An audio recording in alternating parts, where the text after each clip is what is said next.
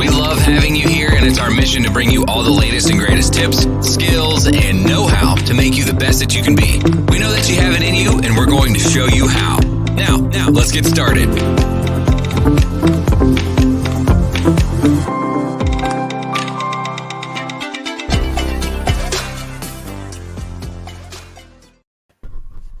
Hello and welcome. If you're starting out on live video or live streaming, then Step Up to Live is the show for you. I'm Alec Dorling, and I'm here to share my challenges and experiences with you as I set out on my journey, going from ground zero to live streaming hero. With the aid of my mentors, a coach, a plan, and a few magical objects, I hope to overcome these challenges and reach the end game. The enemy this week is confidence.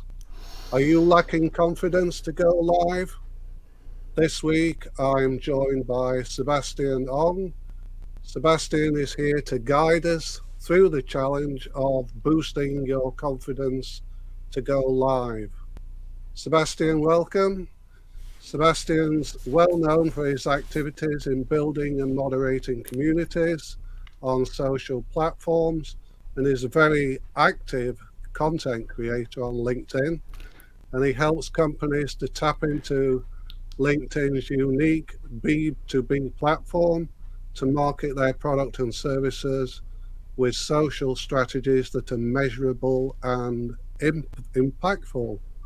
Sebastian, welcome to the show. Thank you, Alex. Thank you for having me on the show. It's an honor. So maybe, Sebastian, you'd like to give us a little bit more background to you and some of the things that you've been up to.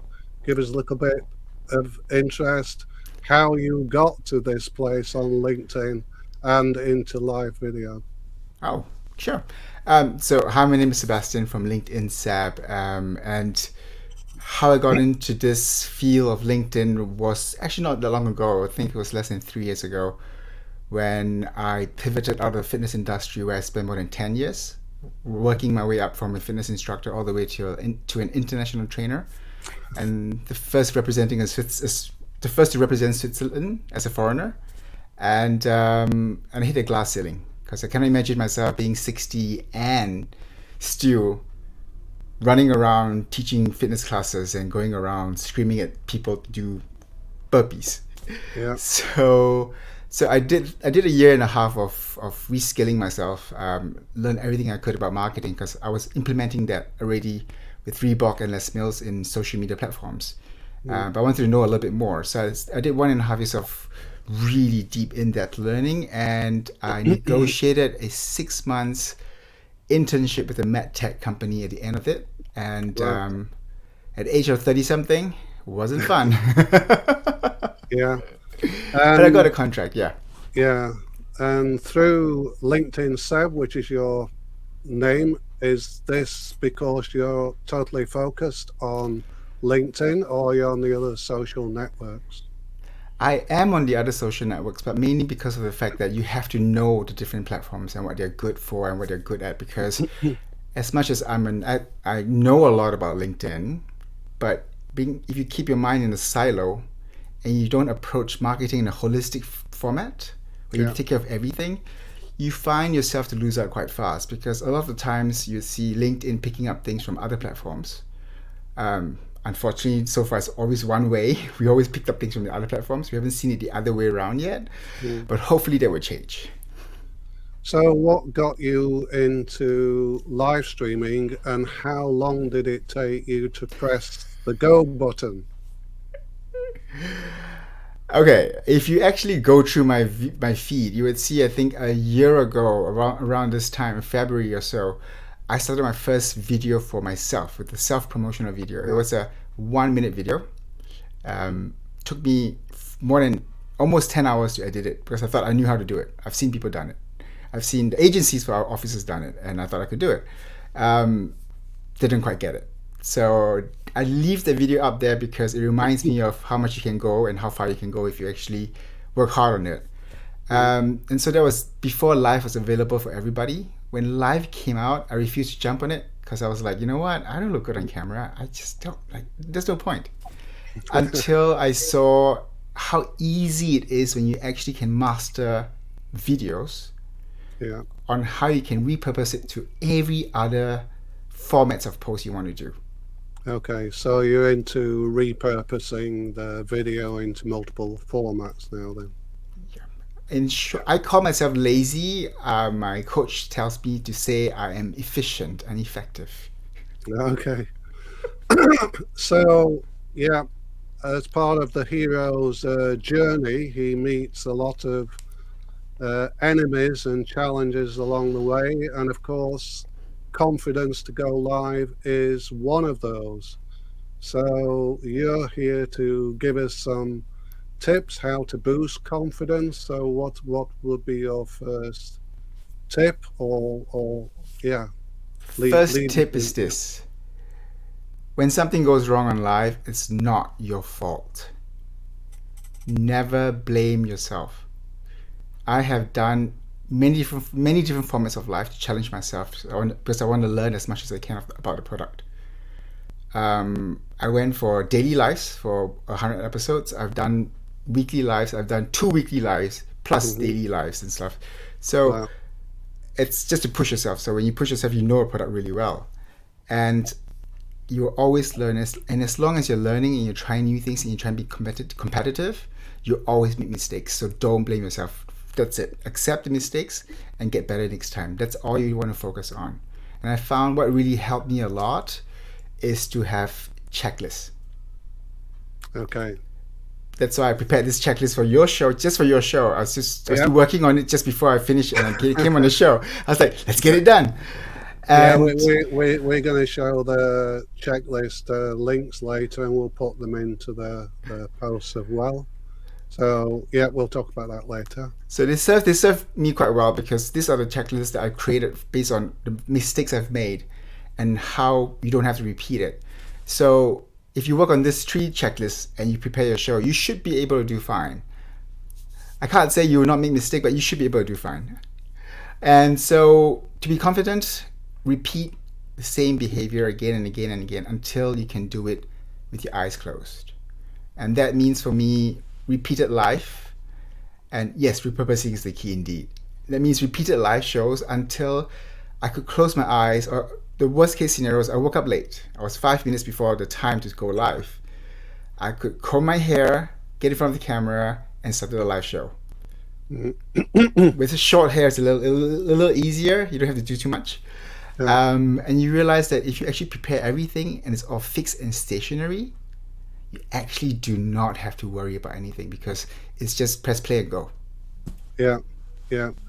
I plan to go live. I had a whole strategy, and it's well thought out. But this was 2 years ago, and then the pandemic came, and then my business doubled and tripled because I'm a digital guy anyway. Everything went remote, and I just didn't have the capacity to go live. And now I've made a very conscious decision to find the time, find the space, and this is my number one priority here. So may I ask why? Why? Yes. So why am I going live? Well, I'm a digital tech guy. I want to have some fun in my profession. I have to be a little bit straight because I'm a international leader in the automotive area for standards. So I have to keep it very professional. I want to have some fun, but live video, if you don't do it now, you're going to get left behind because all businesses are going down this route. If you don't get on it like in the next 3 months, you're really going to get left behind. So I have 2 shows. This one about learning live streaming, which is where I'm going to make all the mistakes, as you can see. And then I will come on stream in the automotive area where I have a very niche area with maybe 6,000 or 7,000 people. So I'm using this to experiment, and then we will go into the automotive area, which is a little bit more niche and special. But I have a business plan. So I'll keep that secret for now. But it is a well thought out strategy. And that's really good to know, because when you go into live shows, it's so easy to make mistake. It's so easy to say, you know what, I'm going to give up because it's not going to work. I don't like it. I don't like the stress. It's not making me happy. But if you know why you're doing it, and I can tell you, live videos or live experience like this, it's combining 3 different formats together. It's combining video format of post, it's combining experiential events, and it's combining events itself with a high engagement. So you're putting 3 in 1 to reach out to your audiences, and what you leave them with is not just, something to think about, but you leave them with an impression and an emotion that you cannot replace with anything else in the world. Yeah. This is why. We have some comments, more some commentary from Ram Kumar, Krish. Hi, Ram. Ram's in my area in automotive, and we use a lot of checklists in our business. So he's saying, love the checklists. And I know he has quite a few in the process area, but thanks for the comment and thanks for being here. Thank you. So yeah, how else to boost the confidence? What else should we be looking for? I think engagement is the main key of life, because LinkedIn research found that 70% of the audience actually prefer to engage through a live show because they actually get more responses back. It's different from when you comment on someone else's post. They could reply later, they could reply an hour later, or even tomorrow or next week. It's not immediate, so you're not committed to it. But in a live show, it's almost like a conversation of sorts. You get almost instant gratification. So if you know who you're serving, who you're trying to reach, how they want it to be reached, you will be able to get them hooked in with you, to be on the journey with you. And I think that's really important to know. So knowing why you want to do it, who you're going out for, and I think the next one is what, if I'm not mistaken. I'm good. Yeah. What do you want to achieve with your live? Yeah, so is this where the strategy comes in? You have to have a purpose for doing this? Yes, of course. Otherwise, I think you easily give up if it doesn't work, because now that everyone is jumping onto live because it's now available to everybody, you would see a quality slight dip because everybody's struggling around learning about this and murking their way around before it comes up again, because you will see the people who don't get it and they give up, and those that pursue it actually goes a little bit better with it. There you go. That's a good one. Yeah. Right. So exactly that. So you want to be on this noun, and with this little format that I've given up, which is knowing your who, what, why. I think the next one would be how. I think. Ram's got another comment a little bit on the side here, but he's talking about digitalization area, and he's talking about self-branding. So how important is branding with going live and boosting your confidence? So it depends. That's a good question, actually. Ram Kumar. The thing is, Ram, thank you. The thing is, right now, because of social media, we're seeing a blend of personal branding together with corporate branding. And if you're a social media manager itself, you have to manage this really carefully because sometimes they do not quite match. So you have to be very careful, and you have to have very clear policies that you set in place, that you do not box in the personal brand of your employees, because they actually go very far. They bring in employee advocacy and all.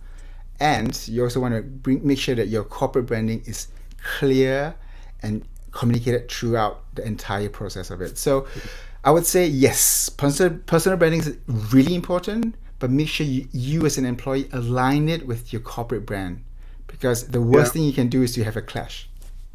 Yeah, so one thing I noticed in researching you, Sebastian, of course, you're posting on your personal profile and you're about on your personal profile is quite different to LinkedIn Seb, which is a Yeah. different about and purpose statement. So is this to set intentionally that way? And which branding are you using? The personal branding or the LinkedIn Seb branding, or are they for different purposes? How do you sort this out? So I had well, first of all, we must kind of understand how LinkedIn Set came about.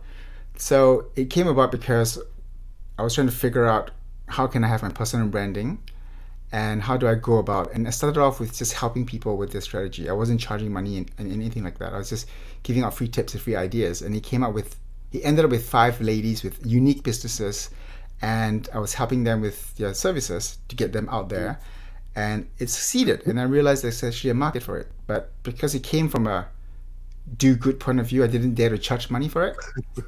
I know, I know. And when I started doing it, compliance came in and said, like, we have to talk about this because there's certain things you can't do and certain things you can't do. So we had a 6 months negotiation. And we decided certain things I can't talk about, certain things I can, and certain things, if I insist on talking about, I have to make it very clear it's my personal thoughts and reflects nothing of the company itself, which I try to avoid because that's just a slippery road down. So you see a difference between my LinkedIn Seb's branding and me, even though the core is very, very similar, because I'm just too lazy to act like two crazy person at the same time. It gets really tiring. I tried that in the beginning. And in the end, I just realized that if you just take the main core of you, which is, for me, it's 3 words: kindness, gratitude, and grace. Yeah. Which you see across all my digital footprint. It leads everything. But then when it comes to real business, when I'm in my day job, I speak differently to when I'm in LinkedIn Seb's position, which is like a bit gentler sometimes, most of the times.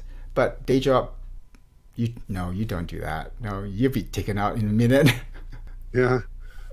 So the other question then, how do I measure the success with my live? So this is about confidence. So when I first gone on live, no engagement with the first live streams because people don't recognize me in this mode with this live streaming. They recognize me in the automotive field. So I have a sort of Jekyll and Hyde complex, but isn't it disheartening? Shouldn't I give up after the first couple of lives with little engagement? So how do I measure success at this stage of live streaming? This is where I disagree with LinkedIn. LinkedIn has a set of measures that dictates what is a good live show and what is not. And the first set of measures is engagement, impression, and comments, right? Yeah. Which I totally disagree with, because if you are new to the live streaming world and you are just trying to learn how the platform goes around, you can't talk about engagement just yet, because your job is to learn about the platform. Yeah. So you measure your success by how much of the platform can I use today? Do I use all the functions of the different cameras, like what you just did here, or do I use? I didn't have an intro and an outro until like 2 months ago. Yeah. Because I'm like, I don't want to add on that bit. I just want to get an interview out and done. I want to focus on the people, and that's it. Yeah. And so I'm sort of working, because I'm in the software business. We use agile approaches, which is short sprints. So I'm doing 3-4 videos, then have a retrospective, learn, and then introduce something new. So today we had an integrated jingle with the intro. We tried that. We tried some overlay on the videos, which didn't work, so that's failed fast. Learned to do that, and so trying 1 or 2 things each time. But you're talking about engagement, and LinkedIn has the formula for engagement with posts. But what about live streaming? How many people are watching the live stream at the live, and how many people do you find are watching it after the live? So It what's the success rate? depends. It depends of what kind of format of shows you're running and who your audiences are and how you want to benefit them. Because there's two kinds of shows, like two kinds of posts. There's shows that demonstrates your skills and your abilities. That was the perfect Yeah, timing for that, for what I've said. And there are shows that show and showcases and highlight your guests yeah, or your audience itself. So it depends on which format are you going for. If you're talking about showcasing yourself, then yes, engagement and all that involve people coming in, impressions. That's key. But if you're talking about empowering your audiences itself, engagement comes a little bit lesser in the moment. But it's about giving them a platform where they can feel more comfortable. You can portray them, show them, bring them to your network, which they could never have access before that, for example. And other ways of measuring it, I would say, would be to don't look at the results of don't look at the analysis. Actually, I don't think anyone looked at the analysis of their LinkedIn lives. I bet you nobody knows how to look at it. Um, don't look at it immediately. You want to do a record of the analysis on the spot, a week later, 2 weeks later, and 3 weeks later. yeah. And it's only valid when you actually do continuous promotion of your live during this time before and after. Yeah, and I'm attempting after this live this week for a bit of repurposing. I'm going to be taking the last 4 lives and cutting out very specific chunks and then reusing them as short things. I'm going to give that a try as well to see how that goes. Ram's very active with the comments, so he says that right content brings in more engagement in my experience. Yeah. Absolutely. But yeah, very good. Thanks, Ram, for that. But I think for me, I'm not watching the figures at the moment at this early stage. I'm here to learn on the journey. I think for me, it's more about consistency in turning up at the moment and me having the time at a regular spot to do this and showing up. This is my commitment, and this is the way, I'm looking at the measure of my short-term success. Also, I have a lot of confidence because I've been, shall I say, stalking some of the professionals in the field. I've been engaging with them, if you like, and I've actually got a good rapport going with quite a lot of people, including yourself. And now a few of them and me as well are started in a new network which is called Volley, which is asynchronous videos. So it goes permanently on. It's brand new. It's been out about 3 weeks. A lot of these people are on here, and I'm interacting with them, and I'm getting myself known, and I'm becoming part of the content creator live streamers community, and they're not afraid to talk with me, a newbie, even though these are professional people. So I'm really enjoying it. So I took that approach of going into the professional network first before just going live on a topic. What do we do next?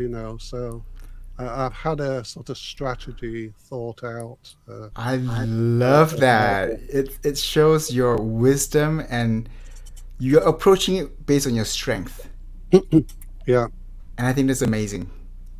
yeah. So as I say, so I set myself in the hero's journey, storyline, brand story, I'm setting out the challenges. I have the enemies. I have the magical instruments. And there'll be a few more challenges along the way, and then I hope to tell it in a real storyline. So maybe I can come on your show and tell you about the story and where I'm up to. That would be You great. always have a and going spot. to the future. Yeah. You always have a spot. So what else to provide confidence? You were talking about checklists. So how can you use a checklist? Do you use it for pre-show, during the show, after show, or and Everything. what would be on those checklists? So I broke my checklist for your show, just for your show, and to give out to your guests, into 3 parts. I don't want to give them all the checklists that I have, because if I do that, they go like, oh my god, this is like a whole encyclopedia of checklists. So I broke it down into a simple part where we talk about the technology of it, the hardware. Yeah. We talk about the soft side, the branding side, the guest side, what you have to prepare with them. And we talk about processes and systems of how you can seal everything down until it become a habit. Yeah. And all you have to do is just repeat the habits again and again and again and again and again. So it's 3 lists. Yeah. 2 of them I went into details. I showed in a little video that you guys will watch when you guys go into the checklist itself. I actually video explained it all out. I gave options of, high end, low end, what did you do? But the systems is just so personalized. I can give you an idea of what is involved, but I couldn't tell you how to get it done unless, so it's something you have to figure out for yourself. But I think to start with, it's enough to bring you on live without worrying too much. So we put this in the chat itself. This will lead you to the video. It's an explainer video that you can break down in slides. And in there, you can access the templates as well, where you can actually fill out for your own. And it'll guide you to think about and everything you need to think about the show to start with. But don't forget this thing, which is develop from there. Don't just get stuck with that one template and just go with it. You want to grow your own voice. Like yours, for Faith Show, what you have is already 20 times more than what I had. My Faith Show, I was still a talking head with my background normal behind me, my room showing, and that's it. Yeah, I decided that I wanted to come in not at real ground zero, but with, I've got the equipment, and I also had the graphics done professionally. So that makes me feel a little bit more comfortable. Yeah. I thought Boost my you said confidence a little bit. There we go. Ram had another comment. What are the current challenges with LinkedIn Live platform and pointers to address that? Wow, he's got really good questions, this one. One tip. He's very active in the automotive community, so he's very active altogether. So thanks, Ram, for coming in. Thank you. So because of Ram's question, you guys are getting this tip. LinkedIn is ever growing and is really growing really fast within the last 2 years itself. So once again, there's another change to the events page and the live event page, and the algorithm, the way the algorithm pushes it now. According to the latest findings from LinkedIn itself, is that your event page, which used to get a higher push because there's its own stream to work it, is now combined with the LinkedIn video live as one. It's fully merged, right? But because of that, we're losing things like the chat function in the live page, the event page. We're losing a bit more functions than that, but the rest I don't want to go into details because I don't know whether it's a glitch or whether it's But the main thing that really affects and is written and reported is the fact that your live event post, will now be handled the same way as your normal post. Yeah. Which is a little bit sad because events used to have a very high push. You could easily put an event out, and you get hundreds of applicants of people coming in. They may not appear in your show, but they'll all be attending, marked as attending. But that's going to change now. So you see a big drop in numbers, but stay with it because it's just like your post. You stay with it. You think of how can you reward your audience for spending that time with you, because we know an average live show is 100 times longer than reading a post. Yeah. Yeah. So think about, what are you compensating them for their time? Because that time to watch your show is enough for me to read about 30 posts and to engage in 30 posts and to get the returns of engaging with 30 posts. But now I'm stuck with you in one post. So what are you offering me in return? Think about that. If you can answer that question, I'm sure you can have a very successful live show. Yeah.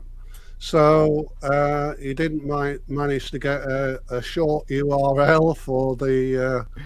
I didn't want to, because if I do a buffer link there, people will start thinking, but I'll put it in the comments and in comment section and stuff. So I don't expect you to read it off the screen, obviously, but we will put it in the comments on the show, and you'll be able to pick it up from there. And you and I are both into this wonderful app. So anybody going to the checklist will see some wonder graphics with presentation. It's a real cool tool. Lots of opportunity. We just need to make it work a little bit better with the live streaming interface. But it's coming along. It takes a while, but it's coming along. How did you know that? What?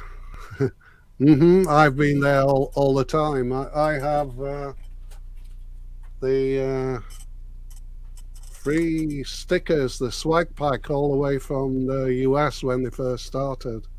So I'm a special VIP guy with lots of stickers and postcards and everything. So that's giving me confidence to use.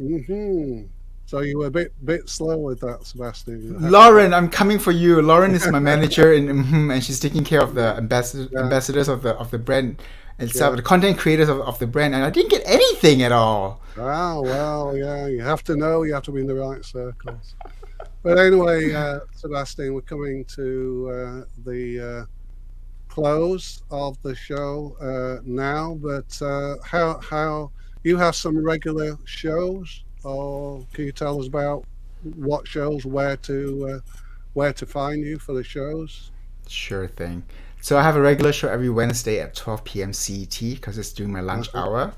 It's a content creation conversation that I have with different guests from all around the world who are experts in their areas, and they just come in and they share with us their expertise. And this is a way to expand my network's perspective of what's going on, what's important for each of the fields itself, and therefore they're able to create more content that brings people into conversation.